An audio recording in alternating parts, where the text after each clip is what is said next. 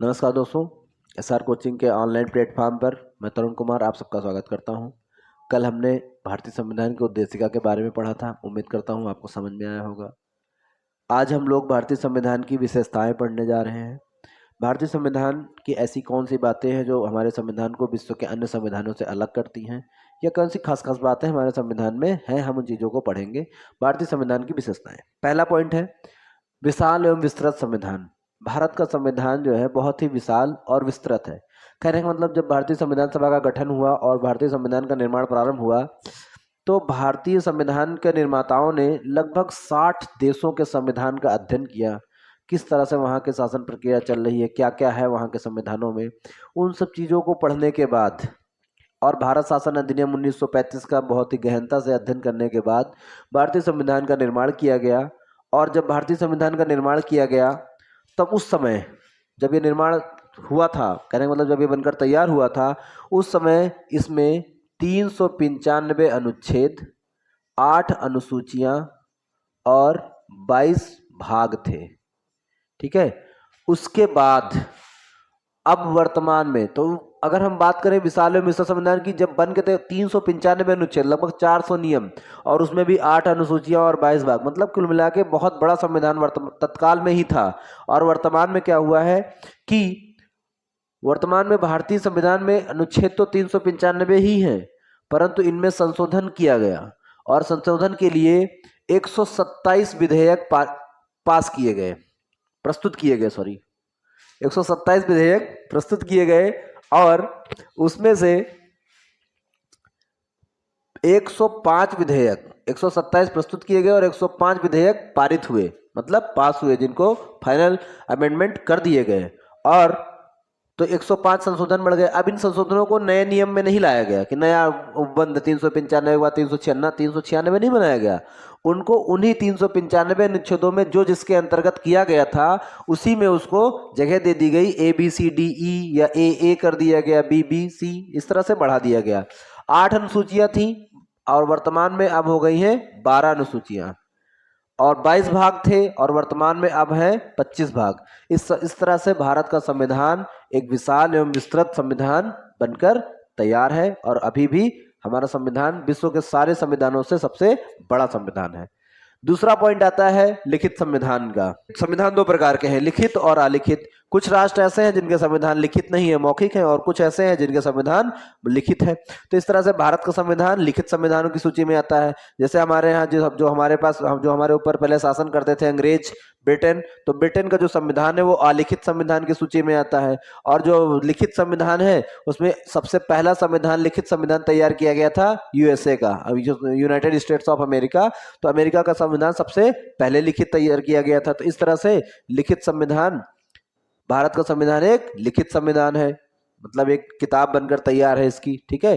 भारत का संविधान में भारतीय संविधान जो है प्रभुता संपन्न। प्रभुता संपन्न का मतलब है कि कल हमने आपको बताया था प्रभुता संपन्न कि ये पूर्ण रूप से दूसरे जो अपने जो भी समस्याएं हैं या जो भी परेशानियां हैं उनसे निपटने के लिए हम किसी भी दूसरे राष्ट्र पर डिपेंड नहीं है, हम पूर्ण रूप से अपने आप में समर्थ हैं।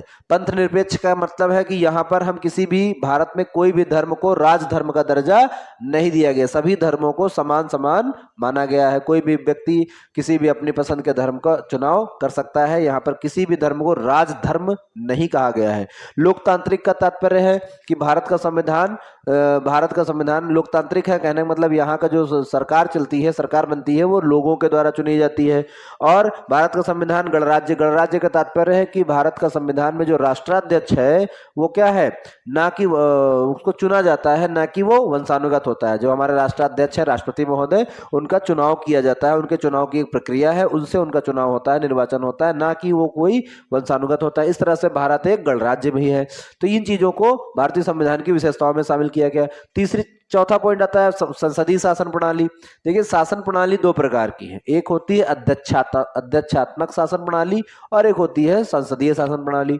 अध्यक्षात्मक शासन प्रणाली में क्या होता है, जो राष्ट्रपति होता है वो राष्ट्र का प्रमुख होता है, जो मेन सर्वे सर्वा या आप कह लो कि राष्ट्र की सारी शक्ति राष्ट्रपति में निहित होती है और राष्ट्रपति का चुनाव सीधे जनता के द्वारा प्रत्यक्ष रूप से किया जाता है। ऐसी चुनाव प्रक्रिया अमेरिका ने अपनाई गई है और अमेरिका में जो भारत राष्ट्रपति होता है वो प्रत्यक्ष निर्वाचन प्रणाली के द्वारा चुना जाता है और वो एक निश्चित समय अवधि के लिए शासन करते हैं। अपने यहाँ क्या है, अपने यहाँ क्या है, जो हम लोग लोकतंत्र चुनाव जो होते हैं तो लोगों के द्वारा एक प्रतिनिधि चुने जाते हैं और वो प्रतिनिधि लोकसभा के प्रतिनिधि चुने जाते हैं और वो प्रतिनिधि क्या होते हैं, एक मंत्रिपरिषद का निर्माण करते हैं। मंत्रिपरिषद का प्रमुख प्रधानमंत्री होता है और तो मंत्रिपरिषद प्रधानमंत्री अपनी मंत्रिपरिषद के सहयोग से शासन का संचालन करता है, ठीक है। और जो राष्ट्रपति महोदय होते हैं वो प्रधानमंत्री और मंत्रिपरिषद के सहयोग से, मंत्रिपरिषद के इच्छा अनुसार आप कहो या के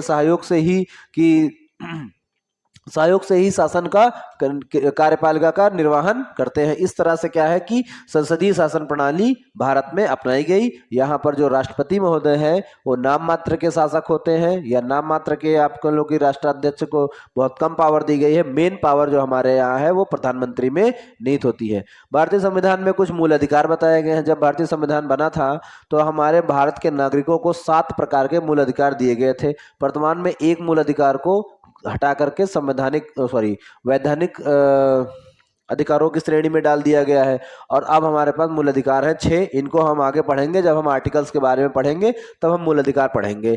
राज्य के नीति निर्देशक तत्व, राज्य के निर्देशक तत्व का तात्पर्य है कि राज्य अपने विकास, अपना डेवलपमेंट करने के लिए, विकास करने के लिए राज्य को कुछ संसाधन दिए गए हैं कि आप इनका प्रयोग जब चाहे अपनी आवश्यकता अनुसार कर सकते हैं। तो उन चीजों को राज्य के नीति निर्देशक तत्वों के अंतर्गत रखा गया है, ठीक है। ऑस्टिन महोदय ने राज्य की आत्मा कहा है, राज्य के नीति निर्देशक तत्वों को राज्य की आत्मा कहा है।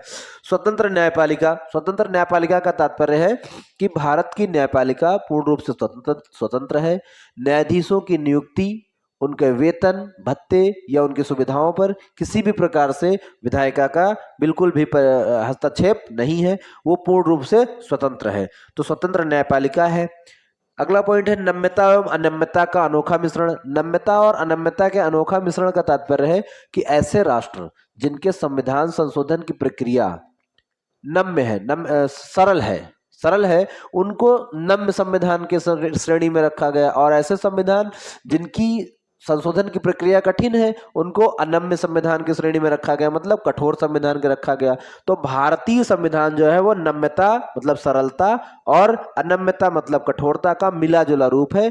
यहाँ पर संविधान संशोधन की अनेक प्रक्रियाएं हैं। संशोधन साधारण बहुमत से, विशेष बहुमत से या विशेष बहुमत के साथ साथ कभी कभी राज्यों के अनुसमर्थन, आधे से अधिक राज्यों के समर्थन की भी बात होती है। तो ऐसे इस तरह से जो है हमारा संविधान संशोधन होता है। तो भारत का संविधान संशोधन प्रक्रिया बहुत ही अनोखी है।